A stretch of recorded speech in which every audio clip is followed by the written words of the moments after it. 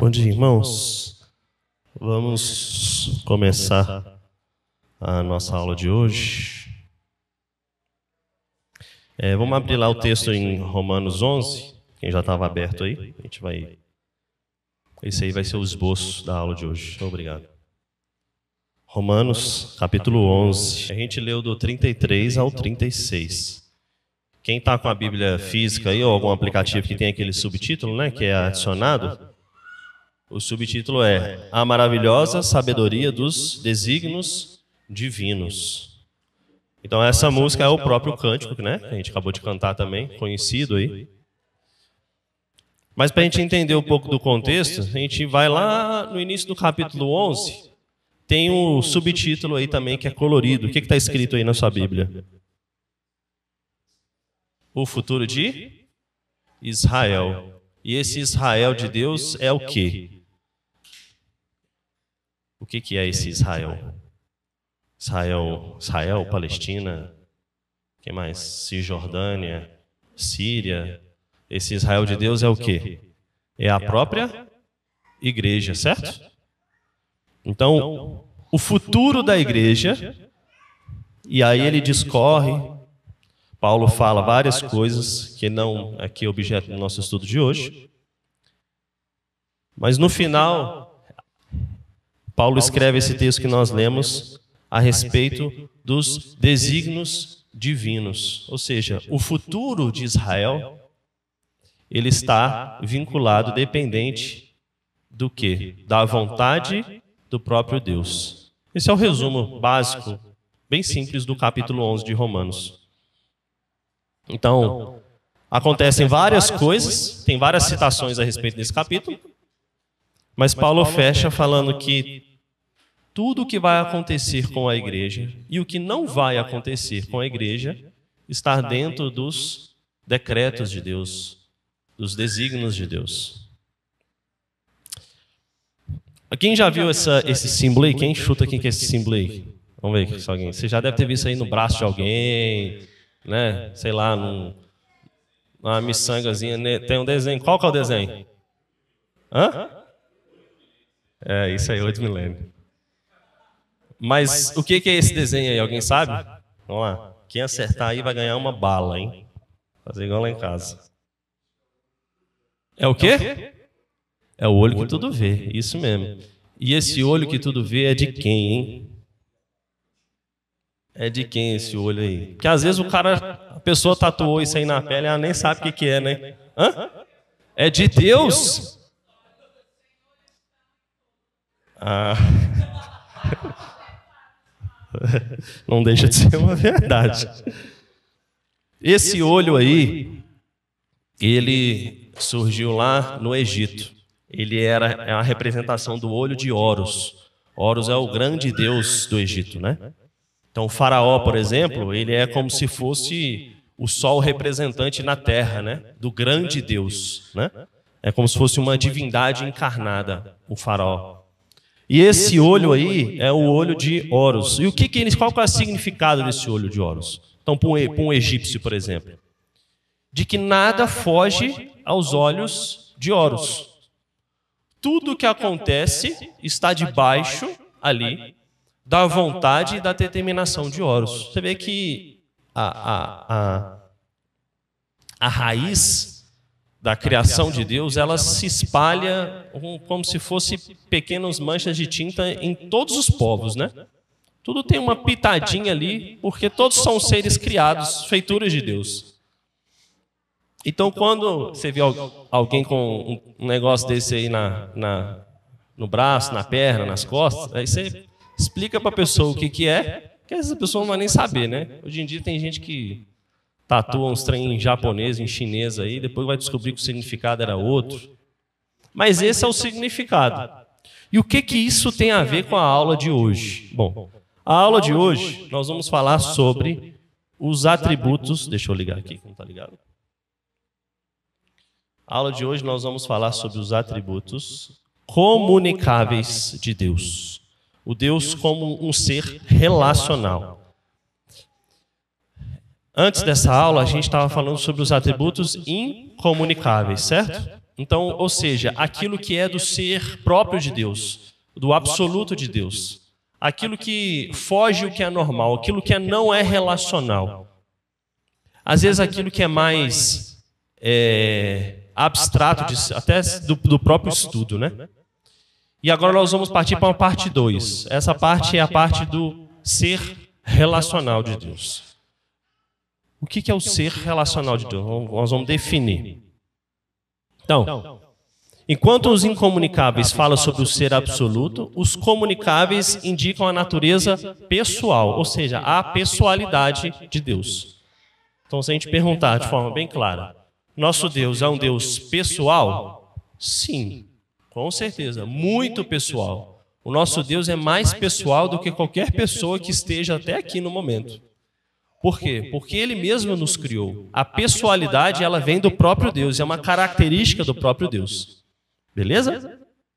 Então, o termo comunicáveis indica que podem encontrar em nós traços do nosso próprio Deus, certo? Então, quando Deus criou Adão e Eva, o que Ele falou? Ele criou o homem à sua imagem e à sua semelhança. Então, nós refletimos aquilo que o próprio Deus é, certo? Claro, em relação a características, não em relação ao pecado, óbvio. Então, Deus nos criou e nos comunicou esse atributo, mesmo que em uma medida infinitamente menor. Como eu disse, nós somos seres pessoais, certo? Mas tem gente que não é muito pessoal. Você já reparou? Sabe aquela pessoa que ela não gosta de se relacionar? Tem gente que não gosta de se relacionar. Tem gente que não gosta de multidão. Tem gente que não gosta de sair de casa. Tem gente que não gosta que toque nela. Tem gente que não gosta de se abrir para o outro, certo? Mas essa pessoa também ela não dá conta de viver numa ilha isolada, sem contato com absolutamente ninguém. Mesmo que ela tenha na consciência a escolha de que ela não quer muito contato, ela sabe que ela está no meio de um povo, certo? Por quê? Porque nós somos seres relacionais. O que foge disso é uma distopia, é uma doença, né? Distorce o que é natural. Mas Deus é muito mais relacional, e isso é muito bom a gente saber disso. Deus é muito mais relacional do que nós mesmos. E a gente vai ver isso. Então, nós vamos... Essa parte dos atributos comunicáveis de Deus tem grandes blocos. E esses são os 3 grandes blocos. Os atributos intelectuais, morais e atributos relacionados à soberania de Deus. Hoje nós vamos falar sobre conhecimento. Tá lá, letra A. Então, esse é o caminho que a gente vai percorrer nas próximas aulas, tá? Então, hoje nós vamos falar sobre conhecimento. Quem aqui estudou? Alguém aqui não estudou? Vamos fazer uma pergunta mais simples. Alguém aqui não estudou? Não estudou? Nunca foi para a escola. Alguém? O Walter fez assim. Ah, foi para o bebê, né? Beleza, já está estudando para a polícia aí. Todo mundo estudou, certo? Beleza. Alguém aqui já repetiu de ano a famosa bomba? Lá em Belo Horizonte chama bomba. Tomou bomba. Alguém já tomou bomba? André, Lucas Pinheiro. Vergonha, né? André, Thalita. É muita gente. E o que eles levantam a mão, não?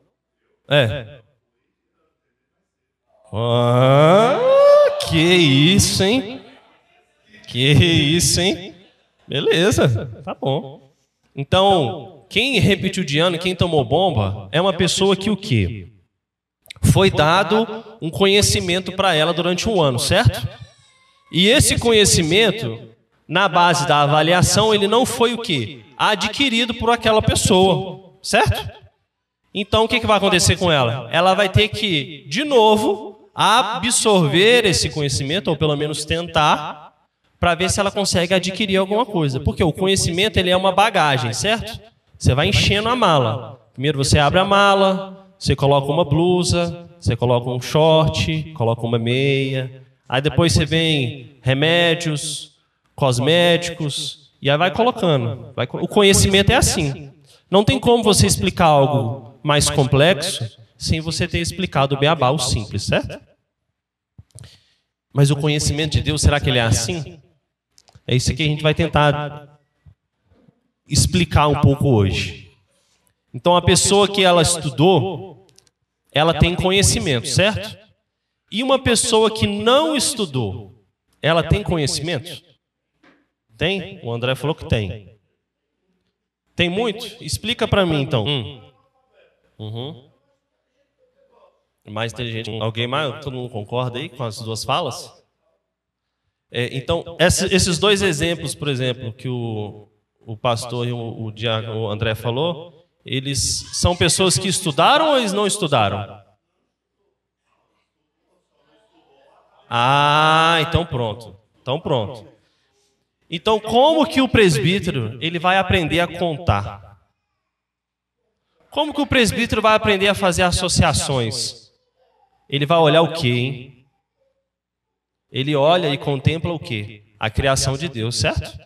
Às vezes ele não estudou da maneira tradicional, né? Não foi no colégio todos os dias, fez coisa errada, tomou bomba, foi repreendido, tirou uma boa nota, tirou uma má nota, era bom em determinada matéria, era mal em outra matéria.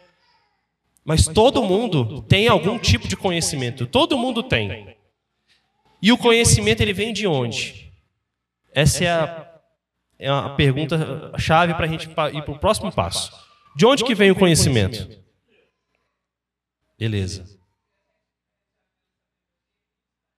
Boa, a Keila está bem bíblica hoje. Então, se o conhecimento vem de Deus, o que a gente precisa para ter conhecimento, para ser um bom cidadão, para ser um bom servo, para ajudar a nossa família, os nossos irmãos? Se o conhecimento vem de Deus, a gente precisa da palavra única e exclusivamente, certo? Errado, né?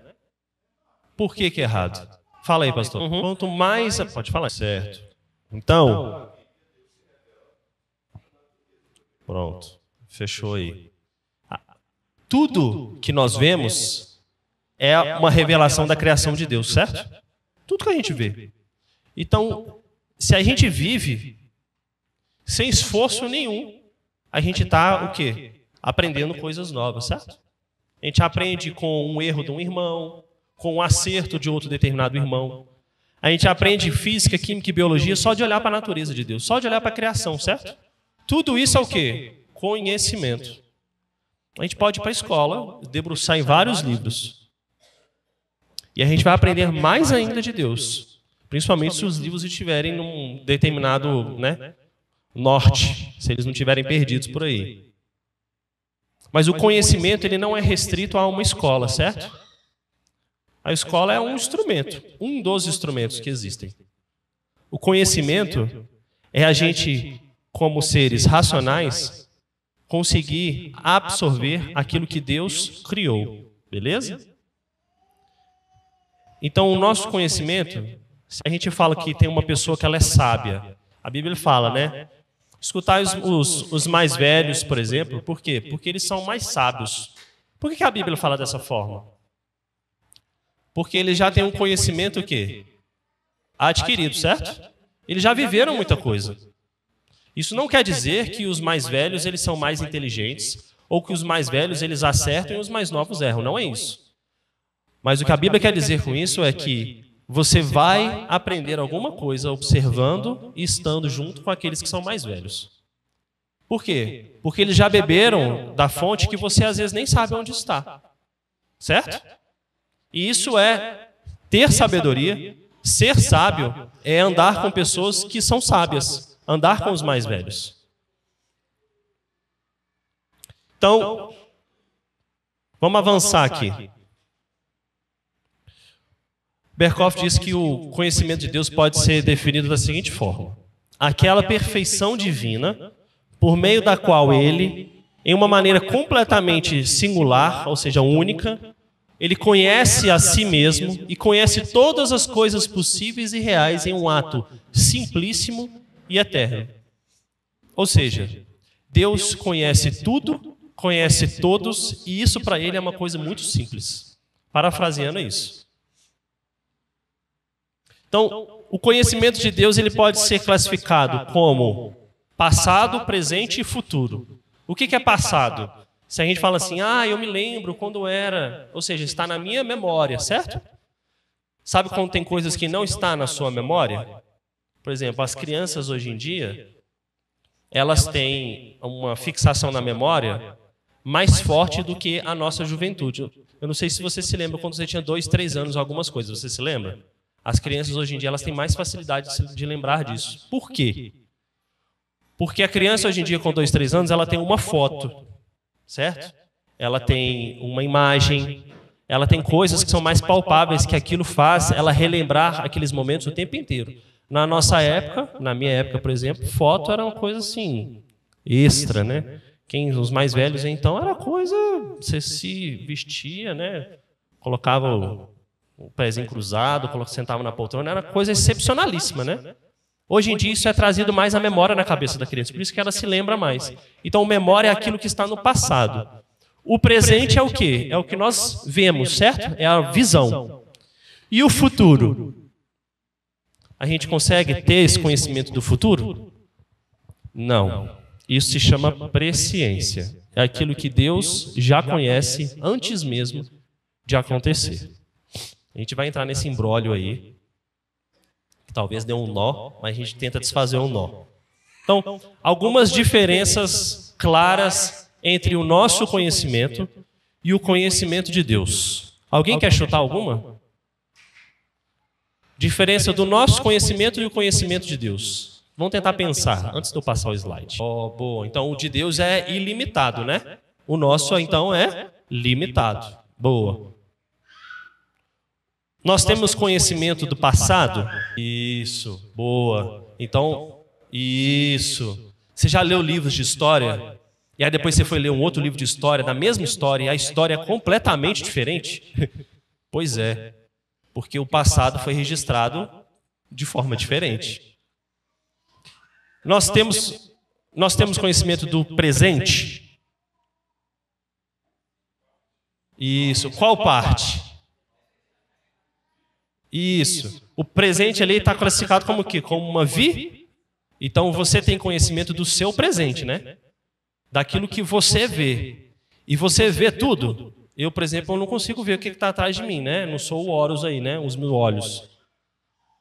Certo? Então você está vendo que o nosso é muito mais restrito.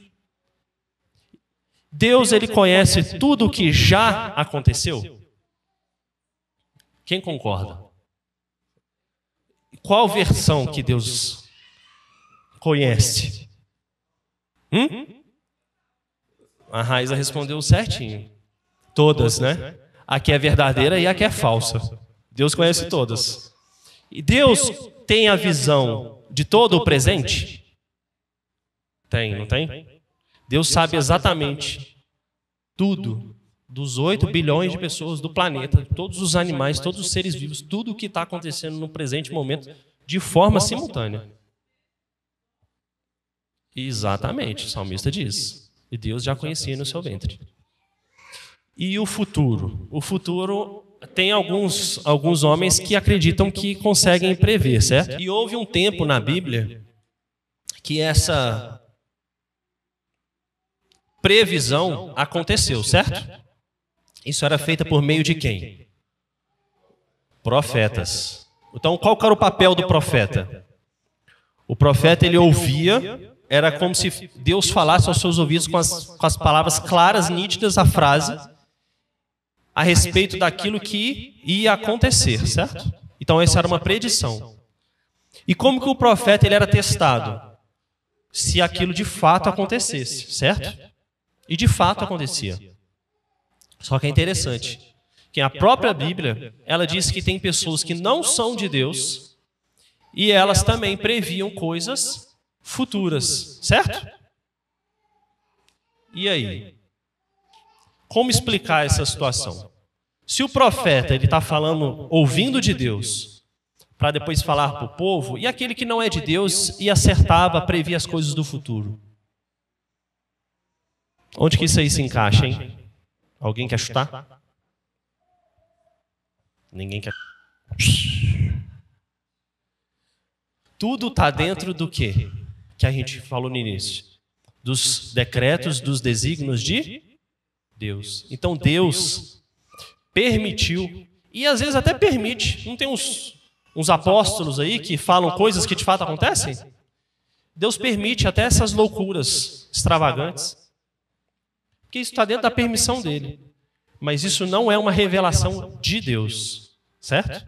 Hoje existe revelação de Deus de forma profética, futura? Não, se a gente ler lá em Apocalipse, o que está escrito? Se qualquer pessoa acrescentar qualquer vírgula, qualquer palavra a esse livro, é considerado o quê? Maldito, certo? Então, essas revelações futuras acabaram, no sentido de profecia, certo? Então, vamos lá. Deu para entender um pouco da diferença do nosso conhecimento e do conhecimento de Deus, né? Então, vamos aprofundar mais nisso aí. Alguém quer falar alguma coisa? Não. Então, vamos lá. Então, algumas diferenças enormes que tem nos dois conhecimentos. O conhecimento de Deus, ele é abrangente, como a gente falou. Deus conhece tudo e todos. E tudo é tudo da criação, não é só pessoas. É tudo, absolutamente tudo. Ele é exaustivo. O que é um conhecimento exaustivo? Sabe quando você está estudando uma coisa muito específica? Muito específica. Aí você fala assim, não, isso daqui não vai cair na prova, porque eu já fui lá no fundo, no fundo, no fundo. E aí quando você vê, caiu na prova. É isso. Deus conhece de forma exaustiva, de forma muito específica, a fundo. Mas isso não tira que ele conhece tudo de forma exaustiva. Tudo. Ele é infinito. Então, se ele é infinito, ele transcende, ele vai além daquilo que é criado, ou seja, das criaturas. Ele é arquétipo. O que é arquétipo? Deus conhece tudo que dá no universo, mesmo antes dele ter sido criado. Isso já é um spoiler para os próximos passos. Se Deus conhece tudo antes dele ter sido criado, Deus sabe tudo o que vai acontecer, certo? Ele é simultâneo. Então, eu consigo enxergar essa janela na minha frente agora, certo? Deus enxerga tudo e todos ao mesmo tempo. Os olhos de Horus aí não é fichinha para Deus. Deus enxerga absolutamente tudo. E ele é livre e necessário, ou seja, ele é livre porque é a livre vontade dele próprio. E tudo está dentro dos seus decretos. Tá bom? Alguém? Alguma pergunta? Pode seguir? Vamos lá. Salmos, abre aí para mim, vamos começar daqui. Você abre para mim, Thalita? Salmos 139, 1 e 2. Salmos 139, 1 e 2. Alguém já até sabe de cor aí, se é conhecido. Senhor, tu me sondas e me conheces. Sabes quando me assento e quando me levanto. De longe penetras os meus pensamentos. Não. A gente pode às vezes ler esse salmo e parecer que Deus faz assim, Senhor, me sonda aqui agora, passa um raio-x em mim, faz uma pesquisa, aí, depois que você fez essa pesquisa, agora você sabe como é que eu estou. Então agora você me ajuda. Não é assim. Deus, ele nos sonda e nos conhece o tempo inteiro. Antes mesmo que a palavra me chegue à boca, Deus já conhece toda, certo? Então não é no sentido de que a gente vai lá e fala assim, Deus, faz uma pesquisa aqui agora e me ajuda. Não. Deus já sabe como você está. O que você precisa fazer? Se achegar a Ele. Se abrir a Ele. Então, todas as ações escondidas dos homens estão patentes de forma muito clara aos olhos de Deus. Isso deve nos assustar um pouco, mas também deve nos alegrar. Porque se Deus sabe exatamente o que você está pensando nesse momento, nesse segundo, isso talvez deveria nos assustar. Porque por muitas vezes a gente não está pensando aquilo que é bom, aquilo que é reto. E você pode ter certeza que Deus sabe exatamente o que você está pensando. Mas isso também é um alívio, porque se Deus faz a obra em nós, se Ele que opera todo o querer e o realizar em nós, e Ele sabe o que a gente está pensando, Ele que vai ser o nosso auxílio, o nosso socorro.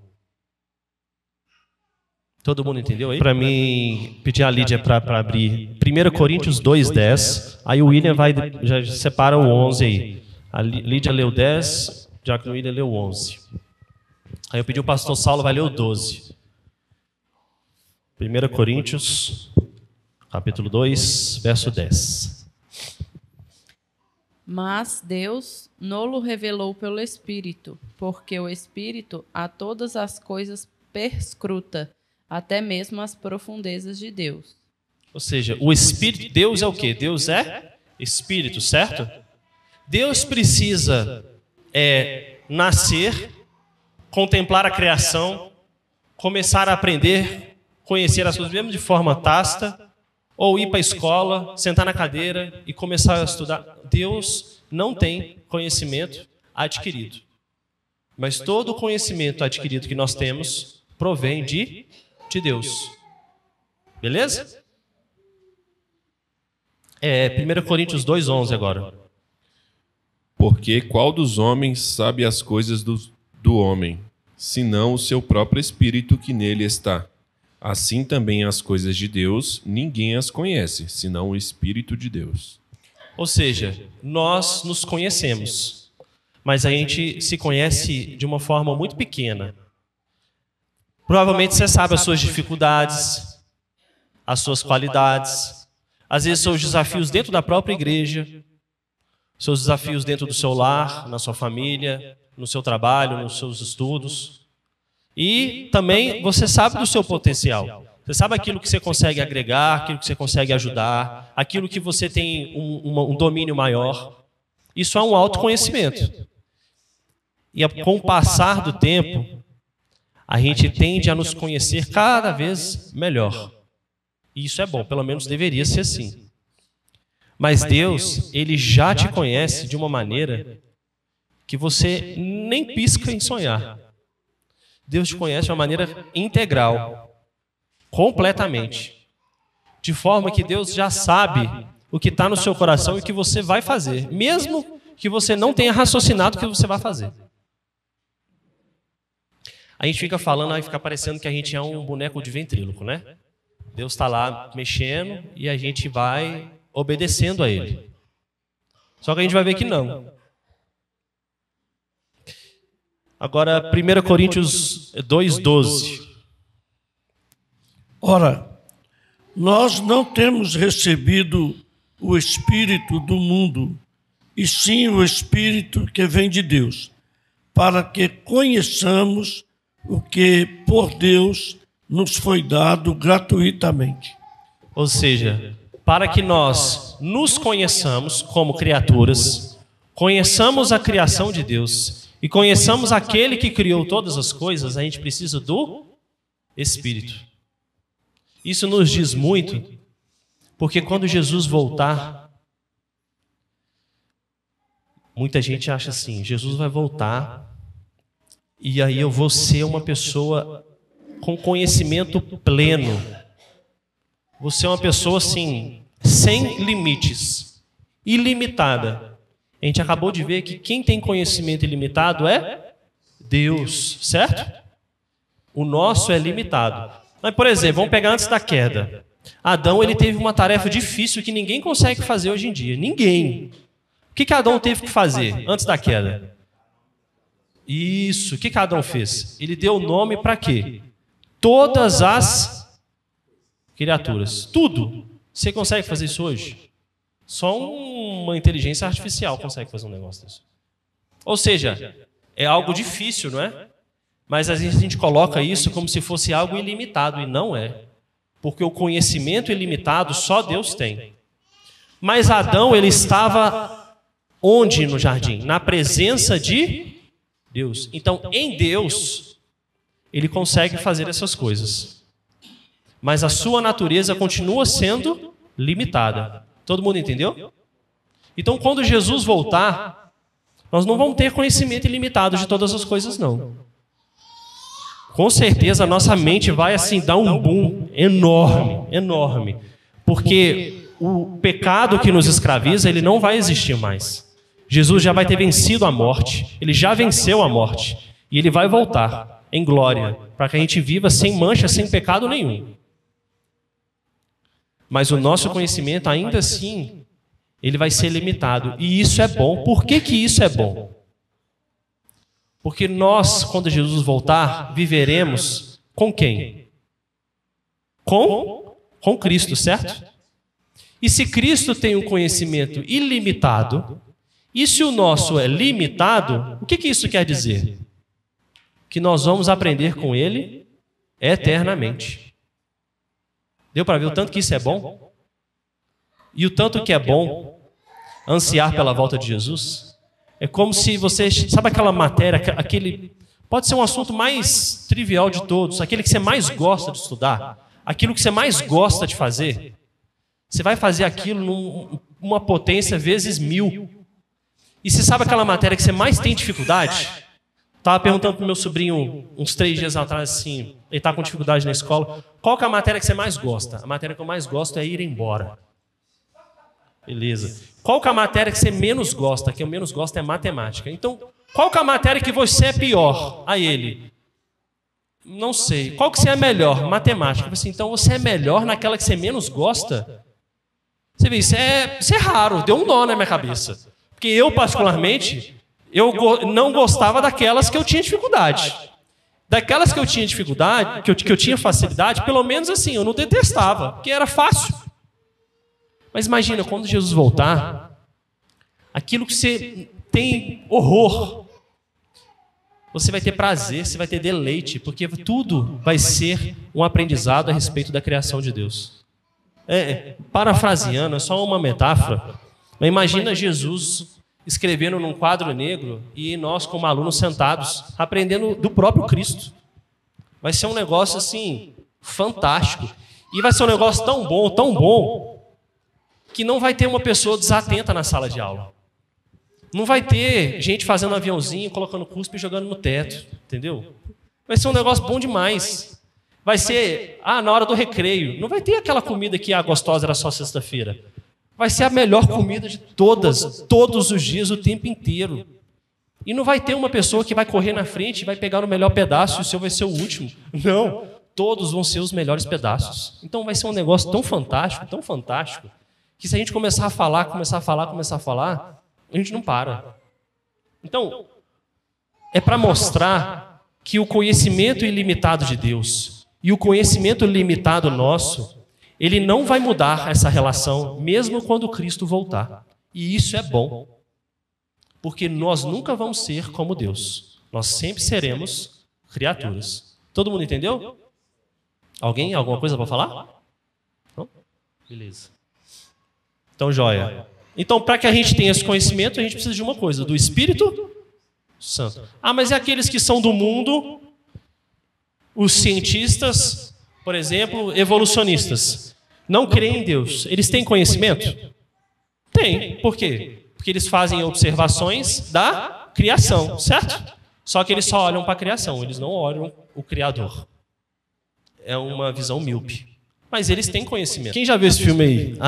O Efeito Borboleta. Você já viu esse filme? Quem é da minha idade já viu esse filme? Passava na sessão da tarde, pelo menos na minha época aí, né? O que esse filme aí fala? Alguém lembra da história desse filme? Pô, o pastor nunca viu esse filme. Como é que é, Ali? Isso. Ele conseguia voltar no tempo e ele mudava o que tinha acontecido mas quando ele mudava o passado, ele mudava o quê? O futuro. E as realidades, ela começava a se misturar. Quem já viu isso? Esse aqui vai ter mais gente que já viu, provavelmente, né? Esse aqui o pastor já viu, falou que não viu o Efeito Borboleta, mas esse aqui eu tenho certeza que já viu, né? Quem já viu o Doutor Estranho, né? Às vezes quem é mais... Raquel nunca viu o Doutor Estranho. Então, o Doutor Estranho... Naruto? Não. Doutor Estranho é um filme de quê? Quem quer resumir aí? Resumir aí, pastor. Você que é bom nos filmes aí? Não, você é bom nesse negócio. O que fala o filme Doutor Estranho? Alguém quer resumir? Quer resumir, Diácono André? Vocês são muito melhor que eu, né? Nisso. Vocês que... É o multiverso, né? O que quer dizer o multiverso? Isso, várias realidades, certo? E ele tem o acesso ao quê? Como se fosse um portal, certo? Para entrar nessas realidades. Agora tem um detalhe importante nessa foto, que quem achar esse detalhe vai ganhar a segunda bala. Aí, achou. O olho de Horus, lá do Egito, ele é representado aqui exatamente como um símbolo. Por quê? O olho que tudo vê, certo? Esse é o olho que tudo vê. E se vocês repararem, o formato que ele faz com a mão para a abertura dos multiversos é o formato do olho de Horus. Mas imagina, no primeiro filme, se você volta no passado e muda uma realidade, essa realidade ela tem uma implicação no futuro, certo? E aí é a mesma coisa. Mas imagina então, Deus fazer uma pergunta didática assim. Deus já sabe qual pé que eu vou mexer e aonde eu vou pisar? Sim ou não? Sim. Mas e se você mudar de ideia? Mas e se você mudar de ideia de novo? E se você mudar de ideia mais uma vez? E se você não andar? Deus sabe também, não sabe? Então Deus sabe tudo o tempo inteiro. É um doutor estranho, é como se fosse estagiário do aprendiz. Ele sabe tudo o tempo inteiro. E é engraçado. Deus, ele conhece o que poderia ter acontecido e a Bíblia diz isso. Vamos lá ver? Um doutor estranho bíblico aí? Vamos lá? Vamos ver aí. Vamos ver se a gente acha. Ixi, isso. Então a partícula se. E se eu tivesse feito aquilo? E se eu não tivesse feito aquilo? Você já parou para pensar várias vezes, né? Principalmente quem é mais velho. Pô, se eu tivesse tomado, né, escolhido uma profissão diferente, se eu tivesse não escolhido tal determinada coisa, a nossa realidade seria diferente. Então vamos lá. Mateus, vamos abrir todo mundo lá? Mateus capítulo 11, verso 21 e 22. Eu vou ler a partir do 20. Mateus 11, 20 a 22. Mateus 11, 20 a 22. Diz assim, ó. Passou então Jesus a increpar as cidades nas quais ele operara numerosos milagres, pelo fato de não se terem arrependido. Ou seja, Jesus estava passando e Jesus estava operando milagres. E pessoas estavam o quê? Se convertendo, certo? Mas vamos lembrar, as pessoas se convertiam por causa dos milagres que elas viam? Não. Vamos lembrar que os períodos de maiores milagres na Bíblia, de maiores revelações de Deus, as pessoas tinham um coração o quê? Duro. Então não era o milagre que convertia as pessoas, certo? E aí Deus segue o texto, versículo 21. Ai de ti, Corazim, ai de ti em Betsaida, porque se em Tiro e em Sidom se tivessem, olha o se aí, se tivessem operado os milagres que em vós se fizeram, há muito que elas se teriam arrependido com pano de saco e cinza. O que Jesus está querendo dizer aí? Olha, eu tenho uma presciência e eu sei que se milagres numerosos tivessem acontecido, muitas pessoas teriam se convertido. Deus está afirmando aquilo que poderia ter acontecido se determinado fato tivesse ocorrido. Vocês estão vendo que Deus, o próprio Cristo aí, falando da sua presciência, de forma muito clara. Claro que no filme é algo mais rebuscado, mais belo, fácil de entender, dá aquela degustação nossa. Aqui está muito claro que Jesus ele já sabia o que poderia acontecer se tivesse feito determinada coisa. Mas tudo está dentro do quê? Dos decretos divinos. E isso é um conforto para a gente. Porque você imagina se Deus não soubesse o que você faria. Ou o que seria de nós no futuro. A gente estaria o quê? Perdido. Sabe, tem uma teoria que fala a teoria do relógio, né? Que Deus criou a Terra, é como se fosse um relógio, ele cria o relógio e ele dá corda, certo? Depois que ele deu corda, o relógio ele age por si só. Ele toca as horas a hora que ele quiser, ele para de funcionar a hora que ele quiser. Deus só deu a corda. Você imagina se fosse assim? Todo mundo entendeu aí a presciência de Deus? Beleza. Então, vamos lá. Conhecimento do passado. Vamos falar um pouquinho agora dos 3 conhecimentos: passado, presente e futuro, para a gente encaminhar para o fim aí. Conhecimento do passado, a gente chamou de memória. Então, como eu falei, as crianças hoje em dia elas têm uma facilidade maior de gravar coisas desde quando elas eram menorzinhas. Por que isso? Porque elas enxergam mais as coisas. Eu dei o exemplo da foto, por exemplo, né? Hoje em dia, quantas fotos tem no seu celular? Milhares, né? Você tem que esvaziar, não tem? Quantas fotos tinha, por exemplo, na época da Berenice, do pastor Saulo, da dona Ilma, da Keila? Menos, né? Por exemplo, na época, por exemplo, da minha avó, era 1, 2, 3 fotos sentada na poltrona, cabelinho todo arrumado, que era uma coisa muito cara, muito onerosa. Você marcava, a pessoa vinha na sua casa. Hoje em dia é uma aula. Então, todo dia, a criança passa, ela vê uma foto de quando ela era. Você fala, você relembra aquele momento. Parafraseando, para Deus o passado é algo tão simples. Porque é isso. Porque Deus, ele não está na nossa linha do tempo, no crono, certo? O tempo de Deus é o kairos. Deus está fora disso. Então é como se Deus estivesse enxergando o passado o tempo inteiro. Porque o passado, o presente e o futuro para Deus não tem diferença. Então imagina você vendo aquela foto de quando você tinha 1 ano de idade. Aí você está o tempo todo. Você nunca vai esquecer dela, certo? Deus está olhando para aquilo o tempo inteiro. E ao mesmo tempo que Ele está olhando para o presente, ao mesmo tempo que Ele está olhando para o futuro. Por isso que a relação de tempo e espaço para Deus é algo que a gente não consegue dimensionar. Porque Ele está fora disso. É como se Ele estivesse enxergando esse mapa o tempo inteiro. É algo muito simples. Deu para entender a ideia? Beleza. Então, vamos abrir mais 2 textos. Vou pedir o Valco que abre para a gente em Salmo 105:8 e a Raíssa em Lucas 1, 70 a 72. Salmo 105:8 e Lucas 1, 70 a 72. Ainda a respeito do conhecimento do passado. Nossa cabeça é uma caixinha, né? A gente vai encher ela com alguma coisa. Se você encher demais com aquilo que é fútil, aquilo que é de fato importante não vai ter espaço, né? E de fato a gente, como a Bíblia diz, a gente tem que trazer à memória aquilo que dá esperança, né? Ou seja, aquilo que vem de Deus, né? Nos encher daquilo que é do conhecimento de Deus, né, pastor? E uma coisa que a tia falou é muito importante. Ela falou que a gente se lembra muito de drama. Não é à toa também que a Bíblia o que mais tem são dramas, né? São histórias. Isso não é à toa. É para que a gente se lembre mais daquilo que Deus ensina para nós por meio da sua palavra. Então são registros e registros históricos, na maioria dos casos, né? Poemas também, tudo mais tem na Bíblia, para que a gente possa aprender e ter esse conhecimento dele registrado, né? Sim, isso nos marca.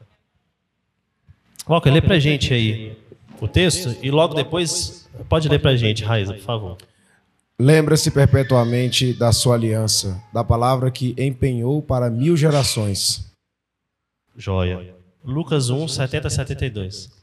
Como prometera desde a antiguidade, por boca dos seus santos profetas, para nos libertar dos nossos inimigos e das mãos de todos os que nos odeiam, para usar de misericórdia com os nossos pais e lembrar-se da sua santa aliança. Está vendo que a própria Bíblia diz que Deus, ele se lembra, né? Lembre-se de mim, Deus. O que o Senhor prometera? Ou seja, Deus, ele sabe o que ele falou. E Deus é o único que é fiel e justo para cumprir aquilo que ele disse, certo? Esse é o conhecimento do passado. O que difere nós, criaturas do Criador, a respeito do conhecimento do passado? O nosso é limitado, certo? E muitas vezes nós bebemos de fontes que não são de águas limpas. Mas Deus sabe todas as fontes que existem. E a fonte pura é só a dele. E todas as outras que foram criadas, ele tem conhecimento delas. E ele sabe de tudo, ao mesmo tempo. Esse é o passado. Pode falar. Sim. Perfeito. Sim. Uhum. Sim. Sim. Se a gente for olhar o exemplo de Davi, né? Quantos pecados Davi cometeu? absurdos. E Davi é um homem segundo o quê? O coração de Deus, né? Às vezes é muito falado aí, você que tem que escrever sua própria história. De fato, você tem que escrever sua própria história e ninguém vai escrevê-la por você. Mas a sua história ela só vai ser bela e só vai ter algo de bom se Deus quiser e se você buscar a Deus. Porque ninguém condena o outro pelo passado. E é interessante que se a gente falar a respeito disso, a gente pode falar até em relação ao arrependimento. Quando Deus fala que Ele joga os nossos pecados aonde? No mar do esquecimento. Isso quer dizer o quê? Deus não conhece todas as coisas? E Deus esquece de alguma coisa? Não. Mas Deus não vai se lembrar daquilo de forma para te punir. Deus vai lembrar perfeitamente, e lógico que Ele se lembra, daquilo que você fez e que você fez de errado. A gente lembra para um e outro, mas Deus ele não olha mais para você, Ele olha para quem? Porque Cristo fez por você. Acabou. É interessante, eu estava até conversando, acho que era com a Letícia e com o Diácono André, se eu não me engano, quando houver o juízo final. Quando houver o juízo final é algo interessante que a Bíblia fala. Todas as coisas serão reveladas, tudo que você fez. É como se fosse um telão. É uma maneira de dizer, tá? Como se fosse um telão. Tudo vai estar em panos limpos. Tudo. É engraçado que não vai ter vergonha, não vai ter medo, não vai ter dedo apontado, não vai ter nada. Porque todos vão estar em Cristo. Walker, existe verdade absoluta. E é interessante. Se a gente pega, por exemplo, a Bíblia e correlaciona todos os livros da Bíblia, todos os versículos, é uma coesão tão grande, enorme, que chega a ser assustadora. Ao passo que se a gente pegar, por exemplo, livros de história, a mesma história é contada por diferentes autores. Parece que a gente está lendo histórias diferentes. São coisas que não batem, né? E de fato... Como? Leia aí, pastor. Então, exato. Sim, perfeito. Começou o versículo até falando como lembre-te, né? Ou seja, vamos... Exato. Pastor? Sim. Beleza. Vamos ver agora o presente? Deixa eu pedir aí... Consegue ler, presídio? Hebreus 4:13. Vou deixar ali com... Vou pedir para Helena Mendoeira, ler Jó 31:4. E o presbítero André, Provérbios 5:21. Acho que só esses textos já está bom. Os outros, vamos adiantar da aula. A respeito do conhecimento do presente. Pode ler. E não há criatura que não seja manifesta na sua presença. Pelo contrário, todas as coisas estão descobertas e patentes aos olhos daquele a quem temos de prestar contas. Ou seja, aquilo que a gente acabou de falar.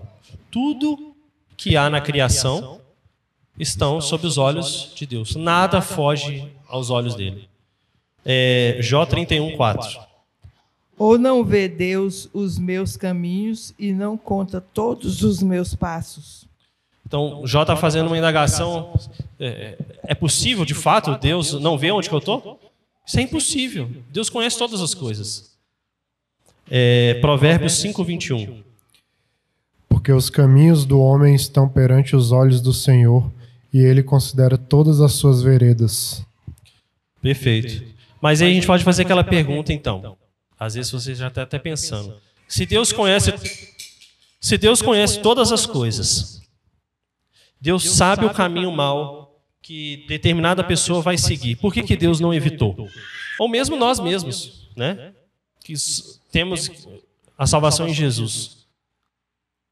E nós cometemos algo de errado contra um próximo, ou enfim.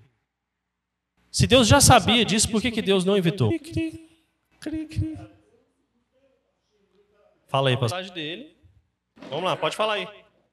Pode falar, Raí. Então existe a soberania de Deus e existe a responsabilidade do homem. Você já ouviu falar nisso, né?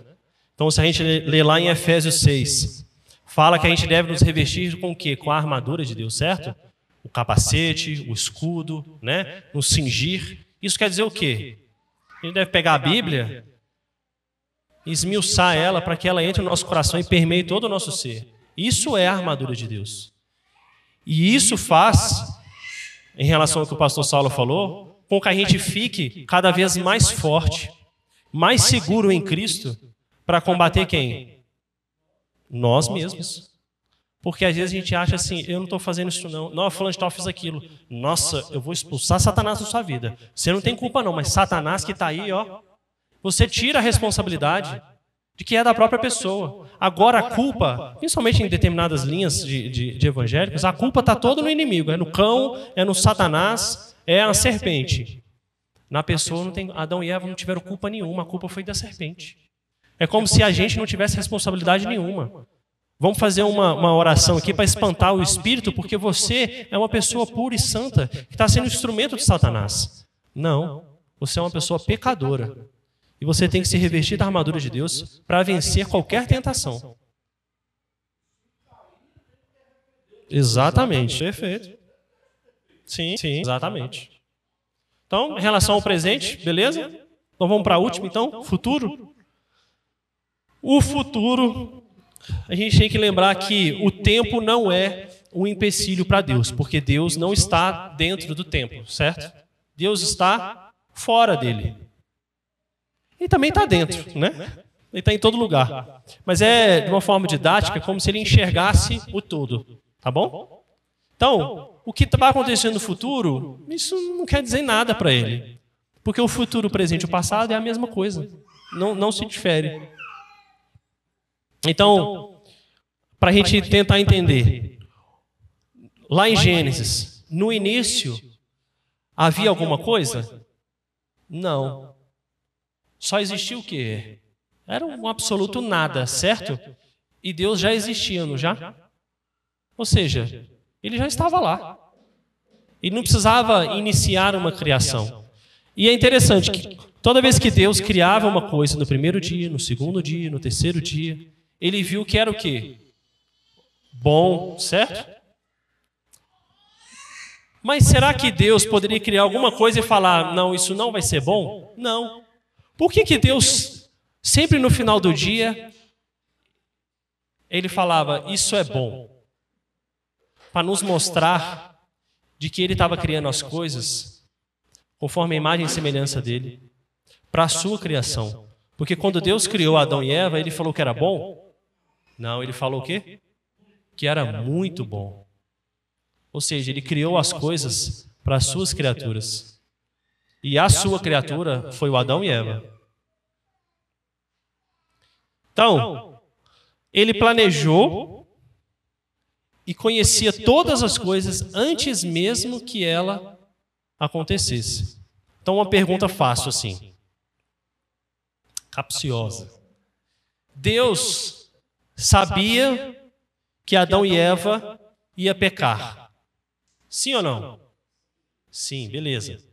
Se Deus sabia que Adão e Eva ia pecar, Deus também sabia que ele ia enviar o esmagador da serpente?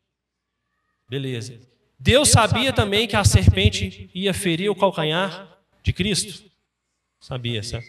E quando Deus, antes de criar o mundo, ele já sabia que o seu filho seria morto então? Sim. Perfeito. O plano de revelação de Cristo Jesus, ele está todo nesse meio.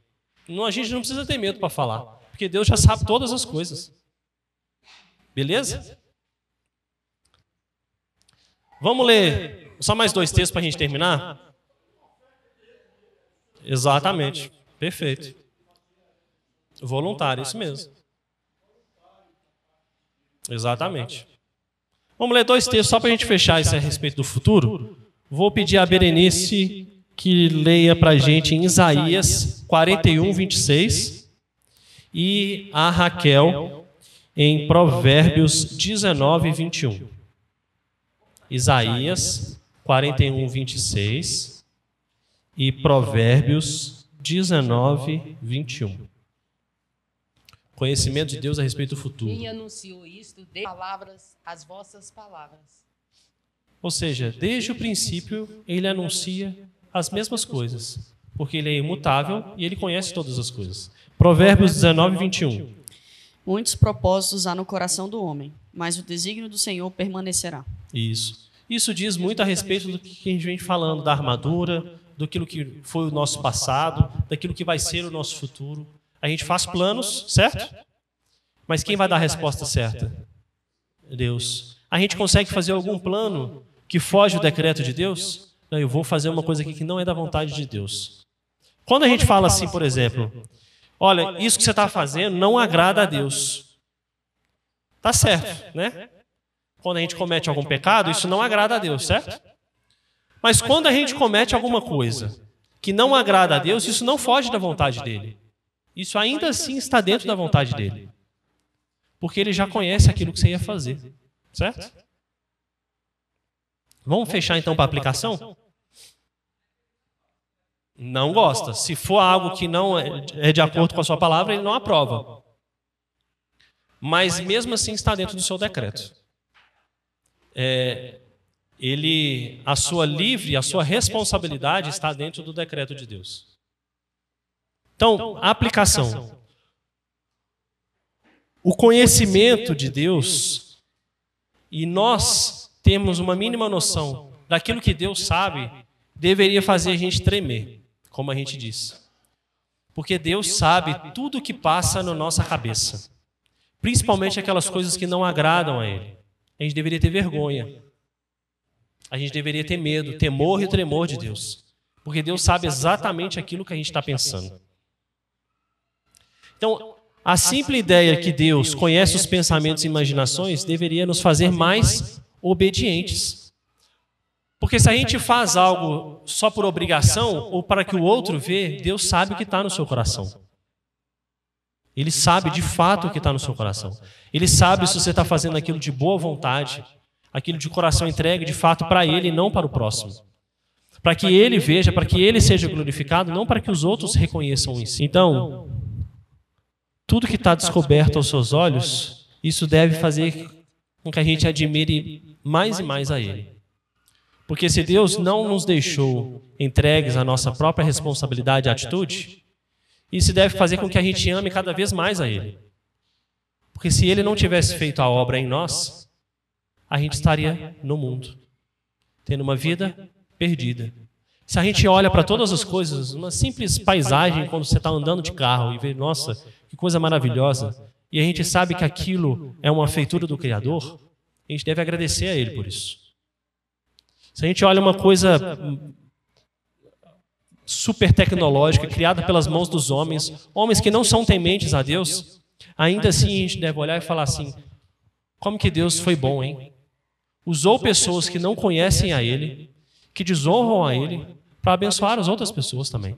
E nós somos abençoados por elas. Mas o final é o melhor. Que vai ter um dia que a gente não vai ter um olho de ouros, mas a gente vai estar aos pés daquele que enxerga todas as coisas. O nosso conhecimento vai ser dilatado de uma forma assim inimaginável. Mas ainda melhor, o nosso potencial de aprendizagem vai ser enorme e a gente vai aprender aos pés daquele que é o professor dos professores, aquele que sabe todas as coisas. Então eu vou brincar com uma coisa aqui. A minha esposa acha que, não sei se ela acha mais não, mas ela achava que quando Jesus voltasse, a gente ia voar, teletransportar, a gente ia fazer algo assim, surreal. Não sei, não tem resposta para isso. Mas eu tenho certeza que se existe uma nave espacial, existe 60 foguetes da SpaceX lançados por mês, cara, quando Jesus voltar, nossa, vai ser um negócio assim, cada um construindo o seu próprio foguete. Ou construindo junto um super foguete para milhares voarem juntos. Vai ser um negócio fantástico. Porque a gente vai beber da fonte pura, límpida, do próprio Cristo. Sem nenhuma mancha de tinta manchando ela. Nada, nada, nada. Vai ser o livro mais puro de todos. Aprendendo aos pés do professor. Isso vai ser algo assim, maravilhoso. Então, e a gente tem que ansiar por isso. Amém? Alguma pergunta aí? Consideração? Não? Então vamos finalizar e passar para a próxima etapa.